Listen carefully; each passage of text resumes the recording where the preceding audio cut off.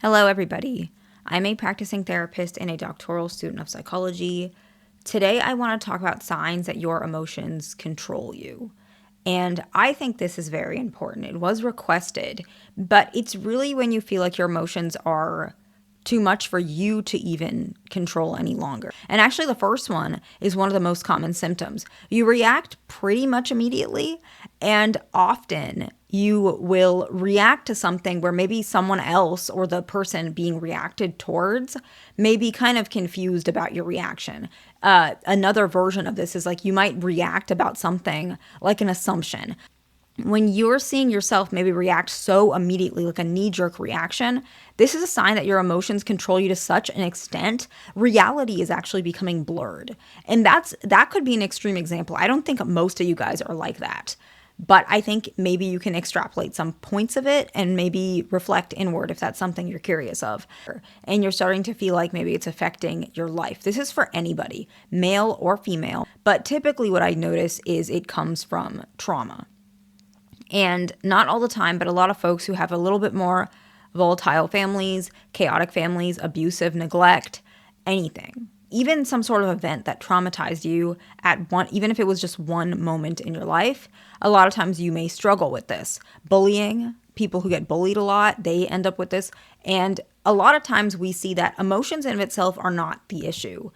Emotions are signals. That's normal. That's healthy. But usually the issues in the presenting problem kind of shows up or presents itself, honestly, when they become the driver of most of your decisions and it's affecting your life. And the next one is problems that other people or barriers that other people may be able to go through relatively quickly might be overwhelming and catastrophic. And I'm going to pause and just put another disclaimer because I understand that people who are neurodivergent have a little bit of a different specificity, and I understand that some of this can occur if you are neurodivergent, and I understand that's the way your brain is made. And a person who is neurodivergent, I understand that some of these things you can't control. I understand that. This is just for anyone that feels like it does apply. If you feel like it doesn't apply the way your brain is made, that's different, and I understand that. So please, I'm just making general videos. If it doesn't apply to you or you have a specific reason why it doesn't apply, that's completely fine. If it doesn't fit you, it's just, the next video might fit you better. So I hope that makes sense. I promise I am not discounting that, okay? So any issue that maybe some people don't feel overwhelmed by it, but you feel overwhelmed by it, you might want to wonder, why do I feel so overwhelmed? And if you feel like it's something you can control, it could be that your emotions are controlling you a little bit too much. The quick summary of this video is actually going to be posted in our group. It's where I post a lot of summaries of these videos, so it's just quick access. I make some videos separately for that group as well. We're probably going to get courses and other things. And so to join, that is pinned in the comment. The next one is that your mood and how you feel dictates how you treat other people. So let's just say that, I don't know, this is a common one. Let's say somebody treated you really poorly or you had some really bad experiences. Now you take that out in the comment section or at me or other people or like a population. Actually, it's more common I see you guys do it with like a population or each other.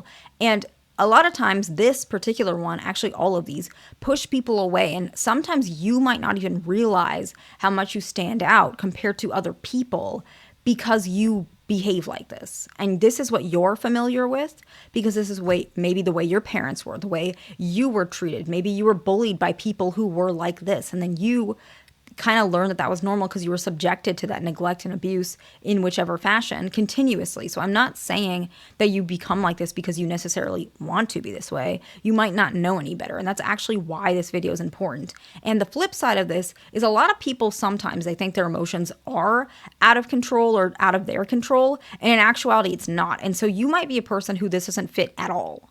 And then you will at least understand that maybe when somebody says that, they're just projecting on you. The next one is actually that you avoid conversations, tasks, or decisions because of anxiety or discomfort. You feel uncomfortable with something and the emotions are making it to the point where you are avoiding maybe tasks or conversations or decisions that you actually want to make. And it's affecting your lifestyle and livelihood due to such a thing. The next one is actually that you feel, I would say, stuck in one particular emotional state for hours or days. So, for example, this can happen to some people, but maybe you didn't do so well on a test and you feel pretty bad about it. Yeah, I understand sometimes being stuck in that for a little bit, but maybe for days, for weeks, you are feeling really, really low because perhaps you failed or didn't do as well on a test. This can be an example that the emotions are controlling you at this point. The next one is that criticism feels like a personal attack. And I mean criticism like feedback. Feedback is actually, let's put it like that. Feedback feels like a personal attack rather than someone who actually cares and is trying to help you. So this one, it's important because nowadays I've noticed, or maybe it was always that way, but I didn't know because maybe I was too young. But what I'm seeing as I'm growing up is actually some people mask feedback as like something, it's not constructive criticism. It's like actual criticism. They're trying to, not even criticism, but they're actually trying to hurt your feelings or trying to put you down. I do see that. So I'm not saying that. I'm saying like actual legitimate feedback, maybe from a family member, maybe someone you care about, a loved one. The next one is you make impulsive choices to escape feelings. Okay, so spending, texting, like you text maybe somebody you didn't want to text, quitting something. This might be a good example. The next one is really common, okay? Your emotions decide facts before they're actual facts, like before you've thought through them, before you've seen if it's real or not, before you double check, you assume something about someone, you think it's a fact, and you accuse them of that when it's not a fact. The next one is you think in extremes, always, never, everyone hates me, nothing works, I'm a bad person, very black and white. And you might even do it with other people. You notice that you do it with yourself and you do it with other people. And to the point where it's kind of overwhelming. You struggle to calm down even after a situation has passed. You might notice that your heart is shaking still. It actually depends on the situation. Like if it's a very severe situation, that makes sense. But maybe you just had a little bit of a back and forth with your professor on email, and after that your heart is beating or shaking too much, something of that sort, okay? And then you spend a lot of time in high emotional states and feed into it rather than away from it.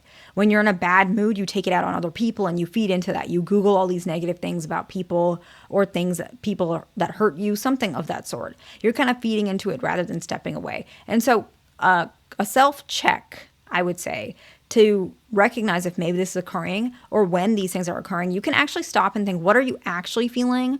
What triggered it? And what actions will help? So some actions that can help is talking it out with someone you trust. You can journal it if you want to. You can step away from it. You can take a walk from it, or it depends on what kind of person you are. What helps me is to just be honest, like directly say something that I feel it is, and let's see if it fits. I'm just going to give an example. So let's say I had a long day and I'm in a bad mood. I want to be alone. And maybe I am a little bit negative when my mom calls me. Maybe I have a little bit of an attitude. And in my mind, what I do, which maybe it doesn't work for everybody, I say, okay, you're in a bad mood. You just had a bad day at work, a rough day, and you're giving your mom an attitude. She doesn't deserve that. What I do is I just tell myself as it is, and then it helps me to just calm down and realize, okay, that wasn't fair. That wasn't right. I kind of like really assign what I'm doing onto myself. Sometimes people don't like that. It can re-trigger them or things of that sort. For me, that works. Some people, they need to move away from it. They need to talk it out. Whatever works for you, that's up to you to decide. But it's just an example. And a healthier pattern is usually this. You want to feel the emotion and also process where it comes from. You want to pause long enough to understand it. That pause will get shorter over time. And then you can decide if the emotion is properly placed. That's what I was kind of explaining for myself. Sometimes I can do this pretty easily. I can just say, okay, that wasn't fair. Why did you talk like that to your mom? You were just in a bad mood. Say a proper tone and apologize, something of that sort. And the next one, like I had mentioned, choose a response and decide not to respond instead of reacting, or do what you need to do to readjust, apologize, admit what you did, things of that sort. And by doing this, you are actually taking control of it. By apologizing, you are actually taking control. Some people think if I did something I shouldn't have done, apologizing will just make things worse or people will judge me more. It actually gives you control. So these are just some of the ways. We'll talk about more ways to adjust this. I have to go, but I hope this video is helpful to somebody. Please like, subscribe. I'll see you in the next one.